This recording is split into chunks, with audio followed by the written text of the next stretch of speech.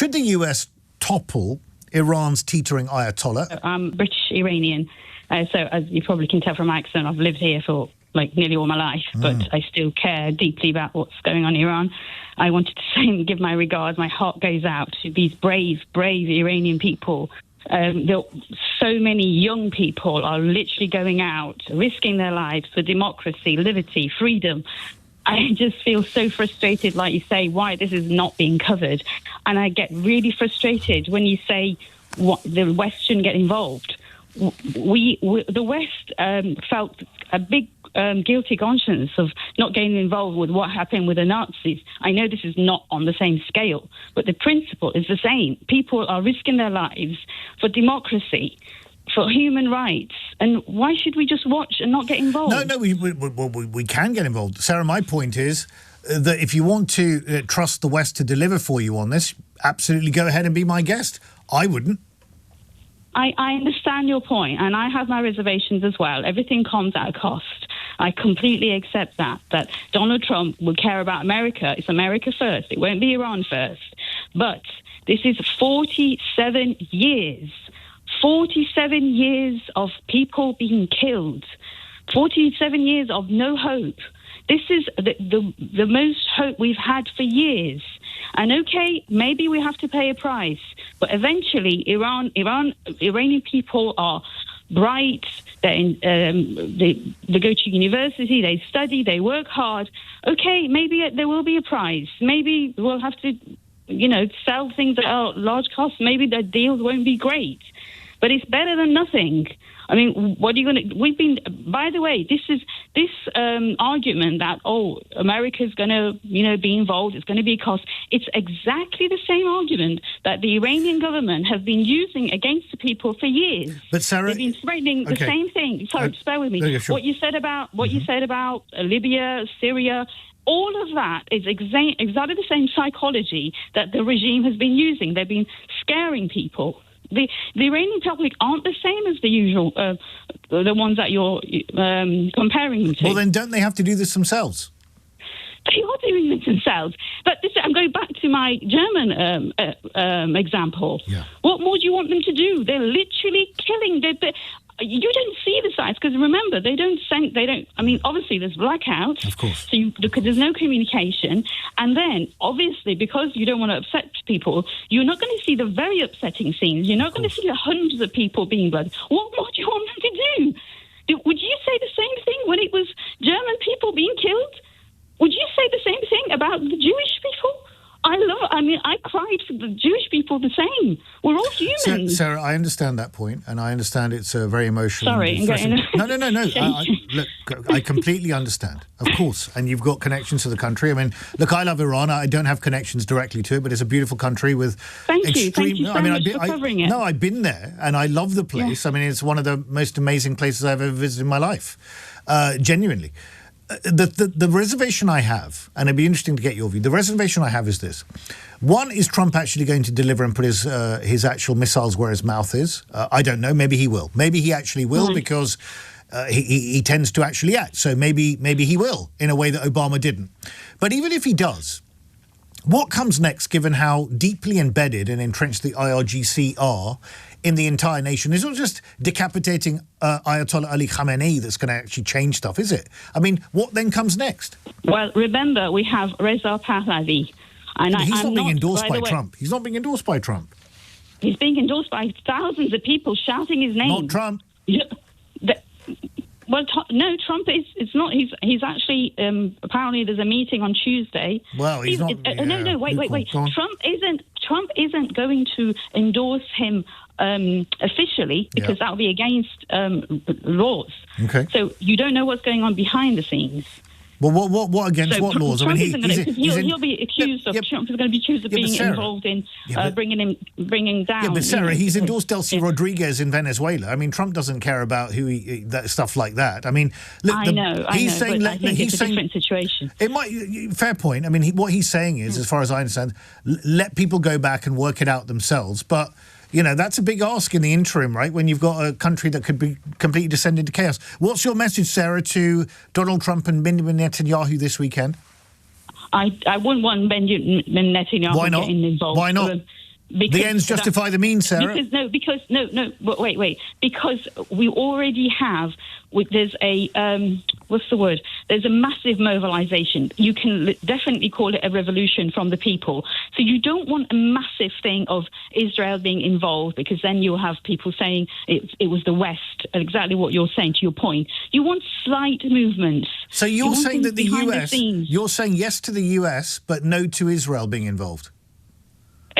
Yes. How interesting. Israel is more controversial.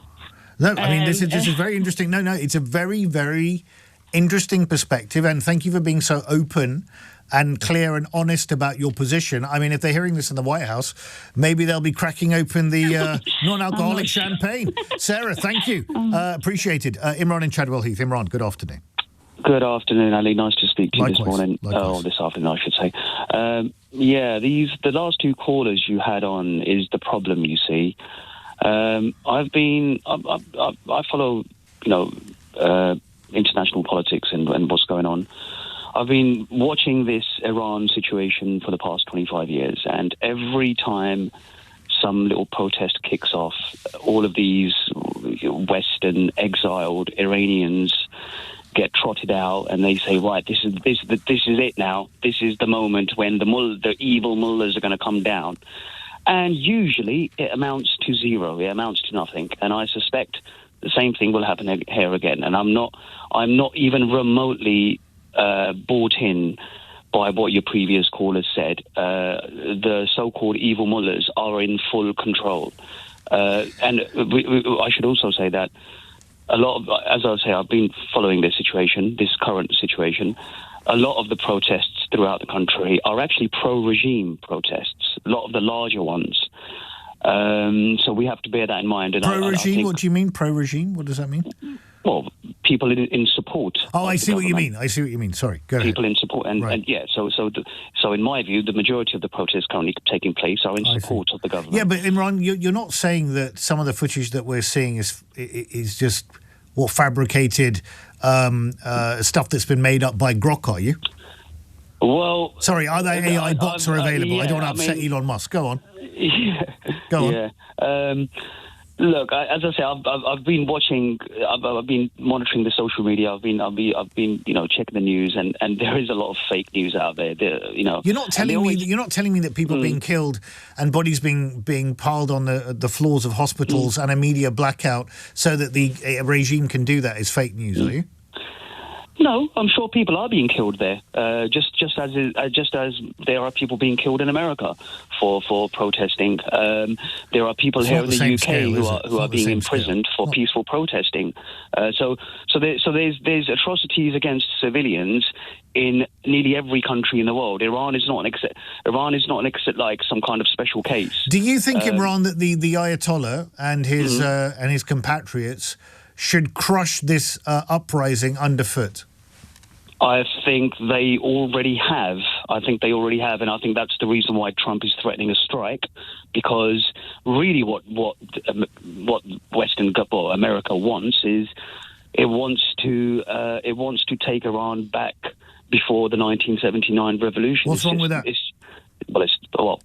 There's many things wrong with that. I mean,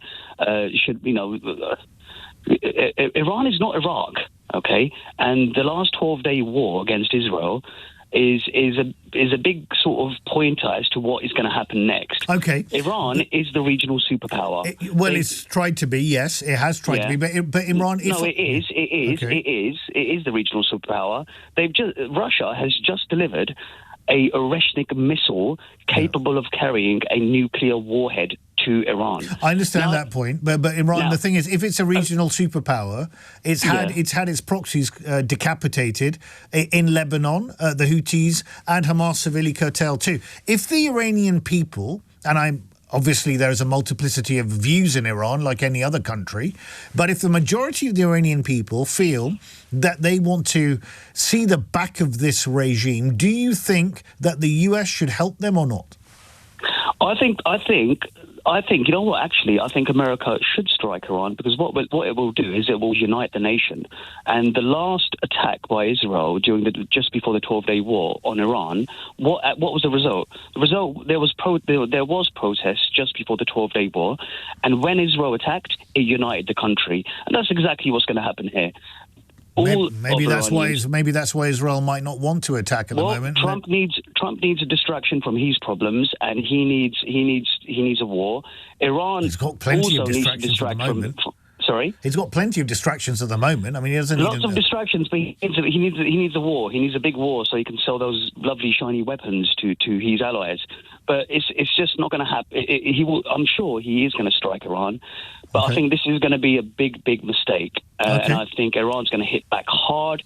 And I'll just say this: Iran will remove from the global map all of America's military bases, and if Israel wants to get stuck in as well, and I would just say to the Israelis, stay. If you care about your existence, don't repeat what you did during the 12-day war, because you will be very, very, very badly hit. Ahmed and Brent, good afternoon. Good afternoon. Thank you for taking my call. I have a couple of points to make, if that's all right. Please. Thank you. I think the first one, in one hand, we do support the protest because it's everybody's right to have freedom, and things in Iran are not ideal, so people need to be supported. However, I think the notion of having both America and especially the occupation getting involved will take the legitimacy away from the current protests taking place in Iran. It will actually embolden anybody to say, oh, well, look, it's a foreign agent doing this. It's not actually people need or people, aspiring to have freedom that motivating these protests. So it's quite dangerous. Plus, given the history of the Americans in the region and the outcome of everything they've done, I think it's just completely useless. Plus the fact Venezuela, when he said we're going to take Maduro out, and then all his speech about oil and minerals, very little about democracy and very little about the endorsement of the Venezuelan lady who won the Nobel Prize. Maria Mercado, yeah. Yeah, so it's they're doing it not for the sake of the Iranian people. And I think my advice to anybody who's out there in Iran, do your own work, look after yourself, but do not get those people involved because they're just going to ruin it for you. I understand the ruining it for you point. I understand the legitimacy point. And already you've got Ayatollah Ali Khamenei condemning people who are calling and acting for, these protests, saying, you're basically in cahoots with a foreign government and supporting them. You should effectively be ashamed of yourselves. Exactly. But having said that, Ahmed, how many more hundreds, if not thousands, of Iranians are going to have to die before this regime is deposed? Because there's only a limited amount that people can do themselves who are not weaponized and who are not armed on the streets of different towns and cities across Iran, right? I mean, ultimately, if they want to see the back of this regime, they might need some external assistance. That is absolutely true. But the fact is, if people are aspiring, and I don't say this lightly at all. I am Palestinian myself, and I know the price of freedom, how much you have to suffer and struggle. But we cannot measure it, unfortunately, with the loss of life, because the goal that the people are aspiring to achieve is much bigger than that. I say that with a heavy heart, because one loss of life, it's too much. Yeah, but you could just adopt a completely realist approach to this, and from the view of the protesters, just come to the conclusion that my enemy's enemy is my friend. My enemy's enemy being, in this case, the US, right? Because if the US can actually help do some dirty work and support and actually see the back of this regime, fair enough. But I do understand the legitimacy question then could be presented that, well, you're all in cahoots with a foreign state and this was all a plot by the US to take over.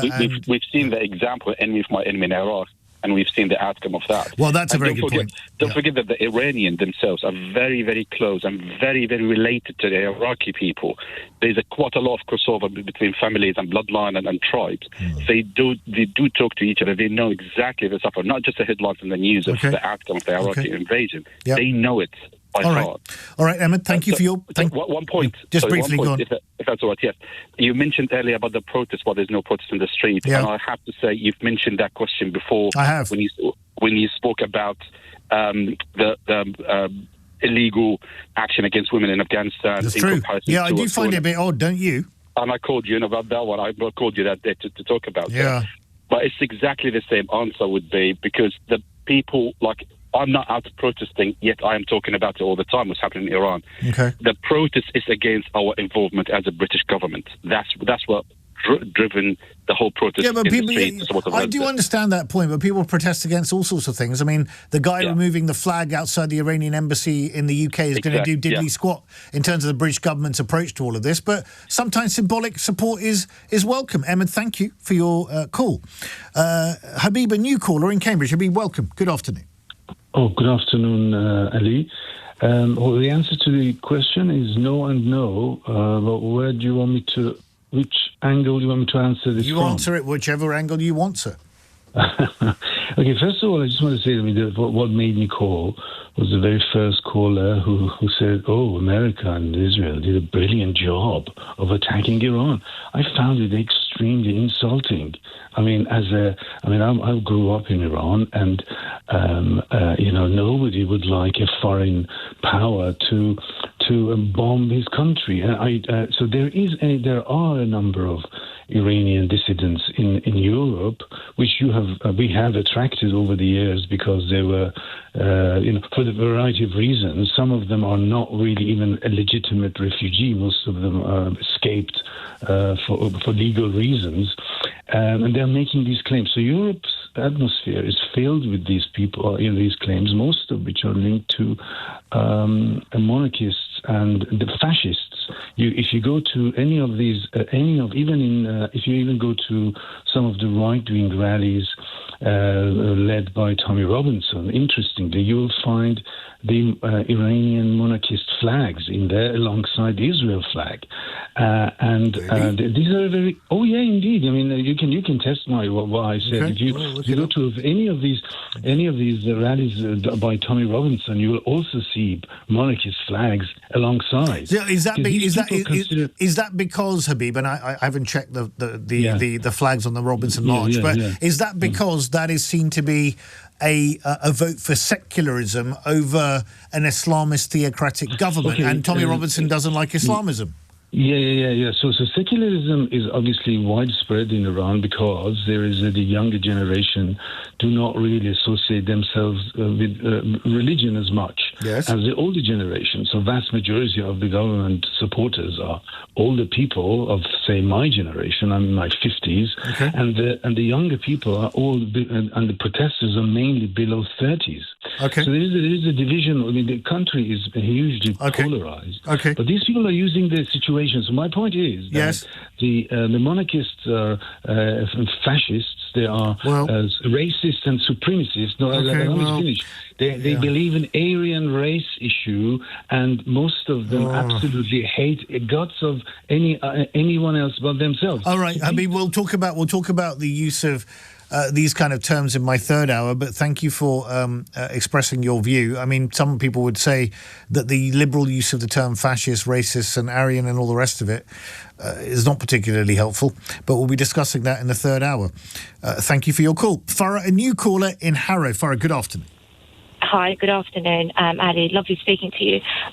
I'm an Iranian myself, British Iranian, and just to your previous caller, Imran. Surely, I don't think you have a drop of Persian blood in yourself, because you wouldn't say that about what's happening. No, he's not Persian, but he's observing. And surely, so I think he should keep his opinion to himself. It's not a little protest; it's a revolution. And no matter how many times it's happened in the past, we're just going to keep doing it until the day our freedom comes back. And yes, sadly, because of the situation, because of the power this evil government, this evil regime has got over people who are without any weapons, without anything, without any support, sadly, we're going to have to pay the price. And yes, we're going to need help from Trump, from the US. And yes, Trump doesn't care about Iran. He doesn't care the tiniest about Iranians. He's after his own benefit. But unfortunately, the only way for us to get rid of this evil Islamic regime is by getting help from other countries. Iranians are bright, they're educated. There are lots of great politicians outside of the country as well as inside the country who are more than capable to manage the country. And do you think the Iranian government, the regime, they care about Iranians? They don't. So between bad and worse, unfortunately, we're going to have to choose bad, because this government, this regime, they don't care about Iranians. Again, they're selling bits and pieces of country to China. Okay. They're using people, killing people. So, Farah, your argument is that one's got to hold one's nose, the ends justify the means, take help from Trump. Would that extend to taking help from Israel?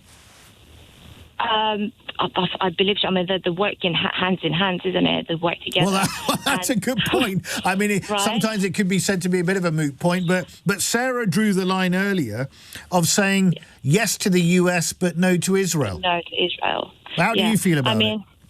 No, I think to both. I don't see any. I've got no issue with Israelis. I've got no issue with the government. And there's a great relationship between Shah of Iran, Pahlavi, and Israelis. Is he who you want to see, Farah? Is he who you want to see, Raza Pahlavi? Absolutely. Why? Because Why? he belongs to his country. People want him back. Everybody. It was a mistake 47 years ago. People went out. But there was a revolution. Because his dad was utterly useless. I think people back then, they just didn't know what they were doing. But come on, Farah. I mean, this is the guy. blinded. This is the guy who had that ridiculous carry-on at Persepolis to try and impress all Western leaders when his country was broke. I mean, you can't defend that, can you? I don't think he was trying to impress. What was he doing then?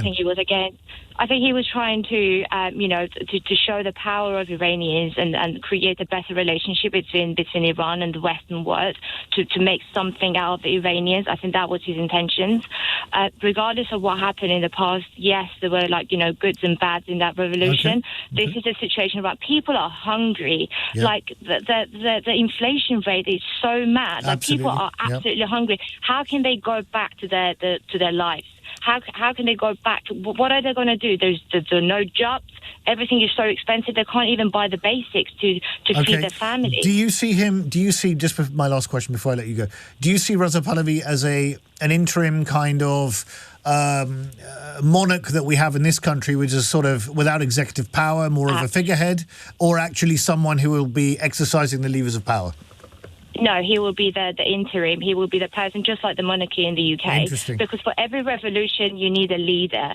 And there he is. He is a leader. He's leading people to win this revolution. And once he's back, I have no doubt, absolutely no doubt whatsoever, there's going to be a referendum, there will be voting, and we will choose our own government. But we want him back.